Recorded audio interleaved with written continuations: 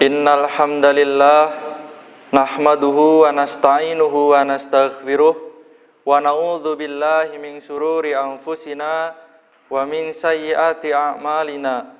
May yahdihillahu fala mudhillalah wa may yudlilhu fala hadiyalah. Asyhadu an la ilaha illallah wahdahu la syarikalah wa asyhadu anna Muhammadan abduhu wa rasuluh alladzi la nabiyya ba'dah. Ikhwatu iman rahimakumullah. Allah Subhanahu wa taala berfirman dalam Quran surat Al-Hujurat ayat 6, A'udzu billahi minasyaitonir rajim. Ya ayyuhalladzina amanu in ja'akum fasiq binaba'in fatabayyanu an tusibu qauman bijahalatin fatusbihu ala ma fa'altum nadimin. Al-ayah.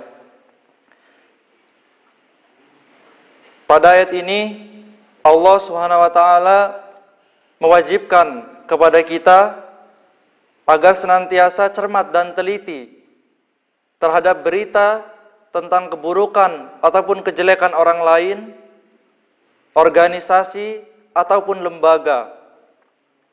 Lalu pada ayat ini Allah Subhanahu wa taala mengatakan in ja'akum fasik, apabila datang kepada kamu seorang fasik. Seorang fasik pada ayat ini ialah orang yang membawa suatu berita tentang keburukan ataupun kejelekan orang lain, organisasi ataupun lembaga yang dapat menimbulkan kemarahan, kebencian ataupun rasa ketidaksukaan. Selama tidak dilengkapi dengan bukti-bukti yang jelas, maka dapat dipastikan orang itu ialah orang fasik. Sebab hal yang demikian bertentangan dengan hadis Rasulullah SAW, man sattara musliman sattarahullahu yaumal qiyamah. Barang siapa menutupi aib seorang muslim, niscaya Allah akan menutupi aibnya di hari kiamat kelak. Lalu Allah Subhanahu wa taala melanjutkan dengan kata-kata fatabayyanu, maka lakukanlah tabayyun, maka lakukanlah verifikasi, validasi atas setiap berita tentang keburukan ataupun kejelekan orang lain yang sampai kepada kita. Jangan sampai kita tergesa-gesa untuk membenarkan berita tersebut dan tergesa-gesa untuk menyalahkan berita tersebut. Sebagaimana hadis Rasulullah SAW, at-ta'ani minallah wal ajalatu minasyaiton. Sikap kecermatan, ketelitian itu datangnya dari Allah, dan sikap ketergesa-gesaan itu datangnya dari syaitan. Maka dalam keadaan seperti ini, lakukanlah untuk tidak tergesa-gesa membenarkan berita tersebut dan tidak pula menyalahkannya dengan tidak merubah sikap dan pandangan kita terhadap orang yang diberitakan tersebut. Maka jika berita tersebut merubah sikap dan pandangan kita terhadap orang yang diberitakan tersebut, maka kita telah melanggar firman Allah Subhanahu wa taala dan akan terancam dengan firman-Nya, angtusibu qauman bijahalah, akan mencelakakan suatu kaum karena kebodohan ataupun kecerobohan. Allah Subhanahu wa taala berfirman dalam Quran surat Maryam ayat 39, wa anzirhum yaumal hasrati idz qudiyal amr wa hum fi ghaflati wa hum la yu'minun. Dan berilah mereka peringatan tentang hari penyesalan, hari di mana ketika segala perkara telah diputus, sedang mereka dalam keadaan lalai dan mereka tidak beriman. Dan bagi orang-orang yang tidak mengindahkan peringatan Allah ini, maka bersiap-siaplah untuk penyesalan akhirat serta prosesnya.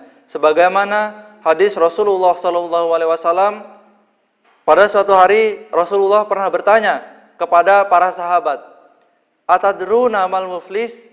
Apakah kalian tahu apa itu muflis? Maka para sahabat menjawab, al-muflisu fina man la dirhama lahu wala mata'u. Muflis ialah orang yang tidak memiliki dirham dan barang suatu apapun. Kemudian Rasulullah SAW bersabda, al-muflisu min ummati, muflis dari umatku ialah ya'ti yaumal qiyamah bisolah wasyam wazzakah. Ialah orang yang datang pada hari kiamat dengan membawa pahala salat, membawa pahala saum, dan membawa pahala zakat. Wa ya'ti qad syatama hadza wa qadhafa hadza wa akala mal hadza wa safala dama hadza wa daraba hadza. dan dia membawa dosa pernah mencaci si fulan, pernah menuduh si fulan, pernah memakan harta si fulan, pernah mengalirkan darah si fulan, serta pernah memukul si fulan. Fayu'ta hadza min hasanatihi wa hadza min hasanatihi, maka diambillah kebaikan-kebaikannya untuk orang-orang yang pernah ia caci, yang pernah ia tuduh, yang pernah ia makan hartanya dan lain sebagainya.